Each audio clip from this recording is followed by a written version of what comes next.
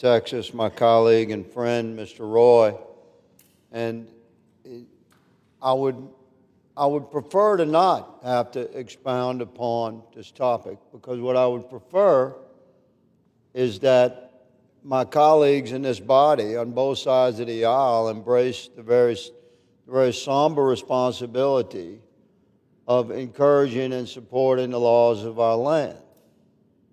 And yet we find ourselves in a position as conservatives where our warnings of the past echo upon a nearly empty chamber as we discuss the horrors of the day and the crimes that have been committed upon the citizens we're sworn to serve that need not have been committed, because the culture that we have allowed, as my friend has spoken on, the culture that we have allowed to spread across our country, that we have allowed elected officials to embrace, that culture that has woven its way into the fabric of our country, that pushes back against the prevention and enforcement of law, the prevention of crime and the enforcement of law, and sells this idea that we are somehow a less compassionate nation if we do not continually release career criminals upon the street. This notion that we can somehow enforce criminal law with social vagaries. This idea that somehow if we will just be very, very nice to the criminal element, they'll just stop committing crimes upon the law abiding of our country.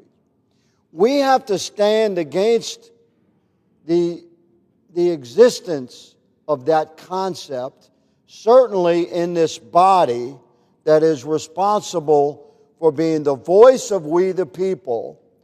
And in cases where horrors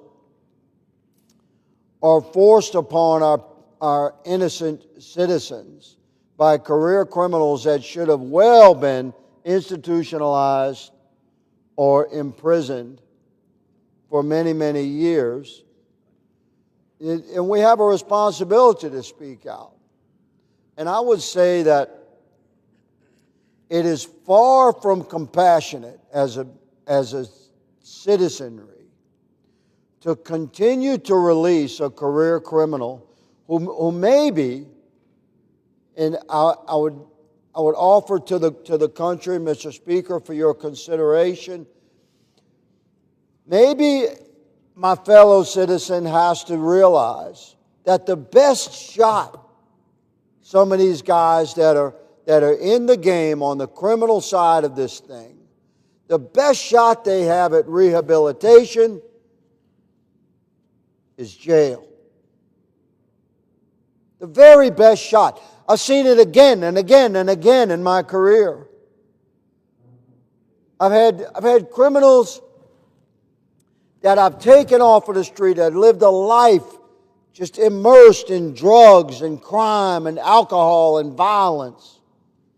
And maybe for the first time in their life, they were truly treated with the respect of man to man when I arrested them and took them off the street and walked them through the booking process and told them that they have a potential for a better life and a better day.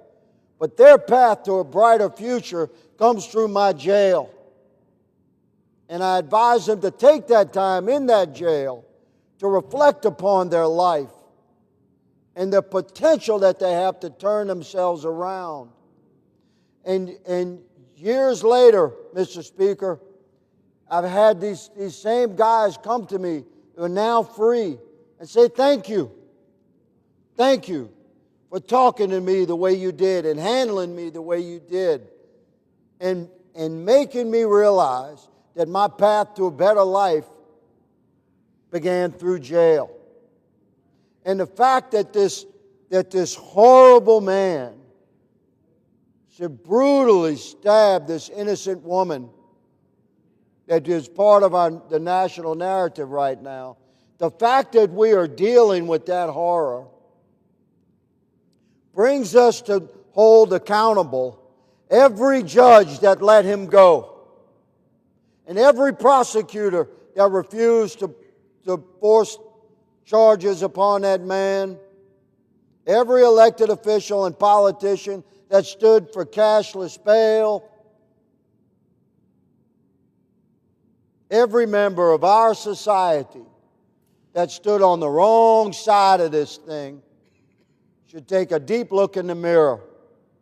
I say to my friend, Mr. Roy, who's a gentleman who supports the enforcement of law, is a good and compassionate man, a father and husband, determined to serve his country, and asking our fellow man, Mr. Speaker, to hear this message. Enforce existing laws. Prosecute violent criminals. Incarcerate those who are convicted and maintain that incarceration until they are reformed or their sentence is complete. We say this not just for ourselves, but for the murdered, for the lost, for the forgotten, for the unseen victims of crime across our country. I yield back to the gentleman.